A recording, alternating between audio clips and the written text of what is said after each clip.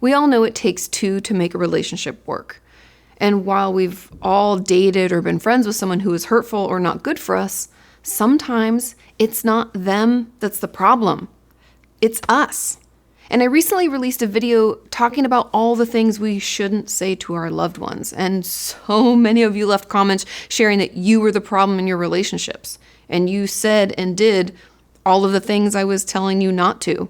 So let's dig into this a bit more, because sometimes we're the problem. But the good news is that we can be more aware of our triggers and the ways that we lash out and work to be better. If you're new here, hi, my name is Kati Morton. I'm a licensed therapist, and my goal is to help you deal with the ways that our past experiences impact our current relationships and life. I want to help you better understand your mental health and guide and support you in that process. If you find these videos helpful, make sure to like and subscribe. It really does help us creators. Now let's jump into the signs that you might be the problem in your relationship.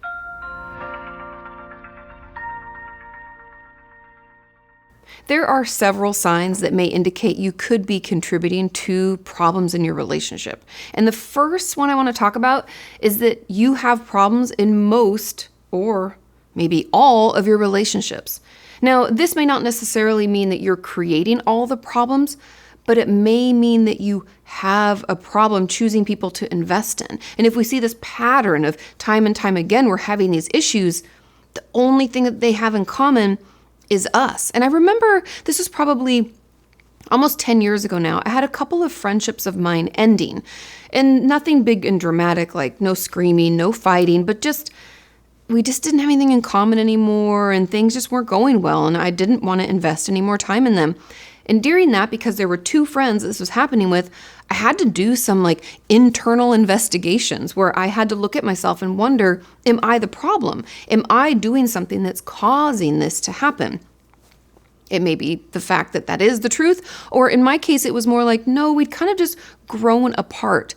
And yeah, that was hard, but it's good to do that internal work to make sure that we're not choosing bad people to spend time with, or possibly having a pattern of behavior to cause these relationships to grow toxic and end. The second sign or thing to be aware of is how your relationships end.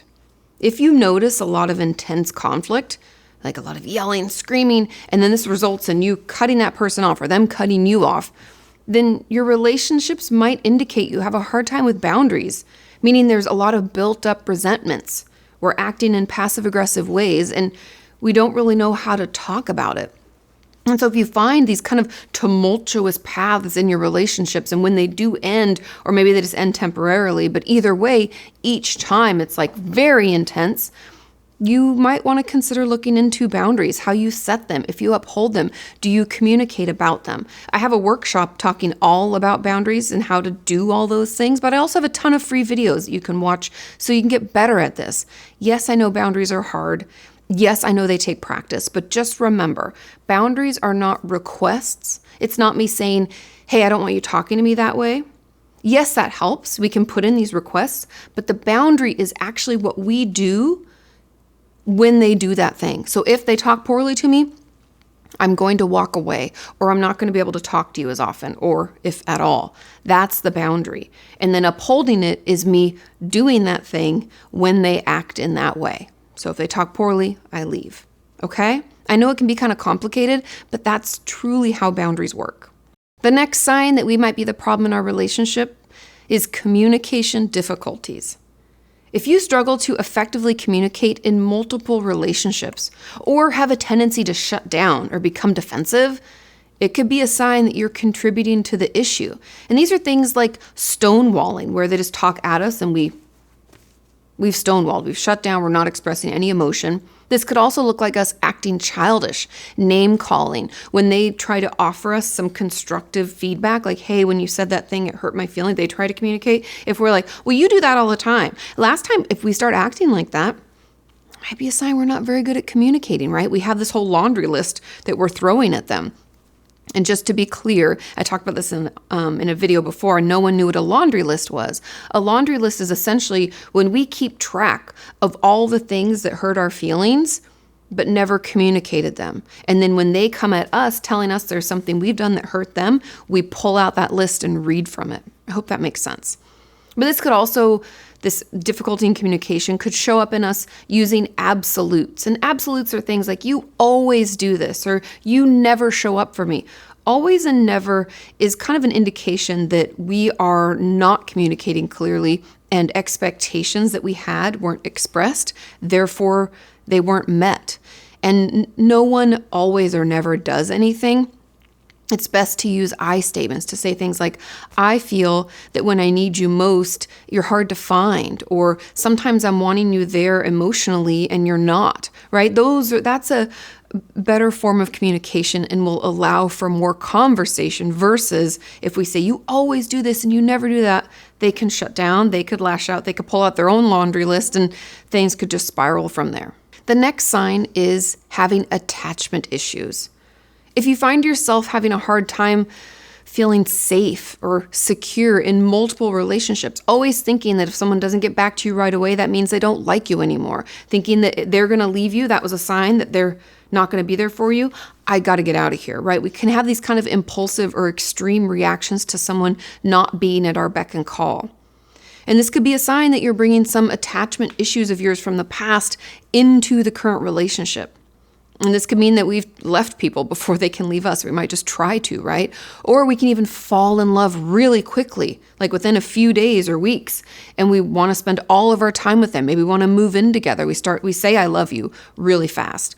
All of this is kind of an indicator. I know we think of attachment a lot of times meaning we want to get out or we need space, but attachment is also us being too clingy too fast, right? All of that says that we don't really know, or maybe haven't had anybody show us in the past, or we've had unstable attachment growing up, meaning parents weren't consistent. Therefore, when we go out into the world and create new relationships, we aren't sure what they look like. And so we either do like all or nothing. So we're like, I love you, or I got to get out of here. You're going to leave me and hurt me. And that kind of push-pull feeling and the need to run, the feeling that you want to run, could be an indicator that you have some issues with attachment, and that could be causing problems in your relationships. The next sign is that we have rigid behavior patterns. Now hang with me on this one. So if you find yourself repeatedly acting in certain ways, repeatedly being the key word here, right? It's a pattern.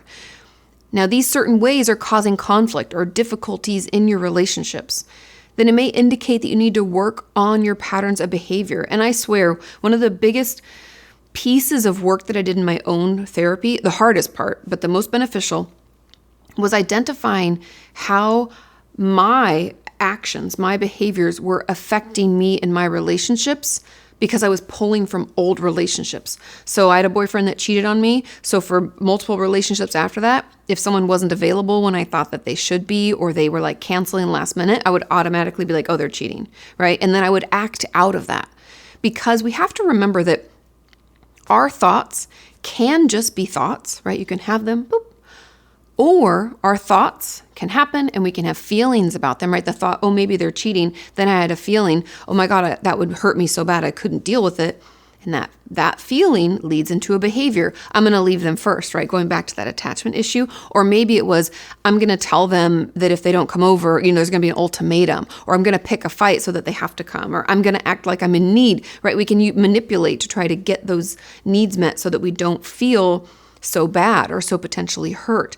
And so noticing those patterns, if we have this kind of, we look back at friendships, romantic relationships with family members, and they all kind of look the same, and none of those relationships feel good to us, it's going to be key in identifying those behaviors that are our responsibility and working to change them. Because otherwise we're just going to keep having repeats of the same type of relationships, and that doesn't make anybody happy. The next sign is having a difficulty with emotions. Now I know a lot of us struggle with this. I've heard from a ton of you over the years how it's hard to even identify what we feel, let alone like express it and feel okay expressing it, or even letting ourselves actually feel it. We're like, no, I'll just stuff it down. I'll just forget it exists, right? If you notice that, like right now, take a minute. Could you identify one or two emotions you're feeling? Maybe it's blah. That's okay. We can feel blah. Maybe we feel excited. Maybe we feel tired. Maybe we feel sad. Maybe we feel, I don't know. You can look up the feelings wheel, go to feelingswheel.com, pull that up, and that can kind of help. You can start off with the ones in the middle. Those tend to be more of our like primary emotions, and you can move out on the wheel if you want, or any way you want to use it. But if you find it hard, when I just told you, think about what you're feeling, you're like, I don't know, and you couldn't come up with any, this tells you where your work in therapy should start. Because having an inability to express emotions in a healthy way can contribute to misunderstandings and relationship problems. We can stuff it all down and say, we're fine, I'm fine. And then we lash out at them later on, and they're not going to know where that's coming from. Okay, we've talked through a lot of signs that we're the problem in our relationships. Let's get into 3 ways that we can improve those relationships. And the first is to practice curiosity. I always say, let's be curious, not judgmental. That's really important. Try practicing curiosity in your relationships. When someone is sharing something, instead of automatically trying to defend or explain yourself, let's try to practice curiosity first. See where they're coming from. Consider their point of view. Also, just notice what's coming up for you and what you want to do. What's that knee-jerk reaction? Do we want to shut down and stonewall? Do we want to act childish? Do we want to pull that laundry list out and start reading off all the ways they've harmed us? Pay attention to that. Remember, we're not judging. We're just being curious. And I know it's easier said than done, but shifting into curiosity helps our brains come to a more open and safe space and can help us move out of blaming, attacking, and defending. It'll really help. Moving on to number 2, work on our own emotion regulation. I know, it's hard too, but being able to regulate our own emotions is going to be key in navigating our relationships. And a place to start is just notice how you feel in your body. If that's too much, if you're like, I have a trauma background and being in my body is a no-go, then start noticing your emotions. Like I prompted earlier, what are you feeling? Can we start off with one emotion? And maybe this means we need to get a journal. And at the end of the day, we just write down some of the emotions that we've experienced that day. You don't have to write down all of them. You don't have to know all of them, but just start with one. And then we'll try to build from there as it gets easier. And remember, this is like a new muscle, right? We haven't done this before. If we haven't tapped into our emotions ever because it wasn't safe when we were growing up or no one demonstrated what it was like, it's going to take a little time, right? We're building that muscle little by little. Give yourself the time to do that. This is not the place for judgment, remember. We're always going to stay curious. And number 3, we're going to work on inner child healing. So many of our relationship issues occur because we're looking to our friends and family to resolve issues that needed to be dealt with by our primary caregivers when we were children. And we now, as adults, have to figure out how to care for these needs ourselves. Remember, we have to give it to ourselves. We can't have someone else try to fill that. But we try to figure out how to do that so that we can show up in the world around us as the adults we are. And if you're not sure where to start doing this, I do have some resources for healing your inner child on my website. There's a workshop. I also have free videos. But just know that getting in touch with that younger us, hearing from him or her as to what they maybe needed at the time and didn't get, is going to allow us to go out into the world and start new relationships feeling whole ourselves, not looking for someone to fill a void, not looking for someone to have answers or to tell us how to feel or act. We can go into it as our whole selves and find someone who can meet us where we're at, and it'll be a much healthier place. And I know inner child work can sound a little woo-woo, but just trust me when I tell you it's incredibly healing and incredibly beneficial for your relationship with yourself and for others. I hope you found this video helpful. As always, share in the comments if you think I left something out or if you have another tip or tidbit that you'd like to share. Have a wonderful rest of your week, and I will see you next time.